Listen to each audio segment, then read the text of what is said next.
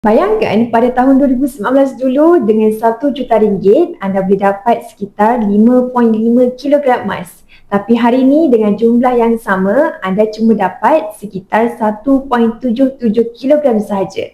Kalau nak juga 5.5 kilogram, anda perlukan sekitar RM3.1 juta.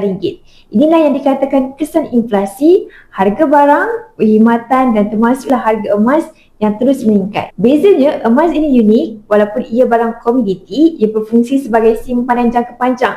Tak sama macam makanan yang ada tali luput atau kereta yang ada susut nilai bila digunakan. Emas satu-satunya aset yang nilainya kekal, sebab itu ia jadi simpanan terbaik terutamanya untuk persaraan. Cuma kena hati-hati, bukan semua emas sama.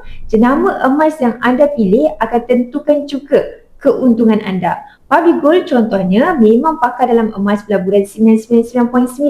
Emas yang paling tulen, paling menguntungkan berbanding emas 916 atau emas putih. Tambahan pula, harga per gram di Public Gold adalah antara yang terendah di pasaran kerana ia dikeluarkan terus dari kilang dan proses jual beli pun sangat mudah tanpa penangguhan bayaran. Bagi yang berminat untuk menyimpan emas bersama Public Gold, anda boleh rujuk pin video saya tentang cara mudah dan terpantas mulakan simpanan emas dan saya akan bimbing anda dalam cara dan langkah-langkah simpanan emas yang terbaik.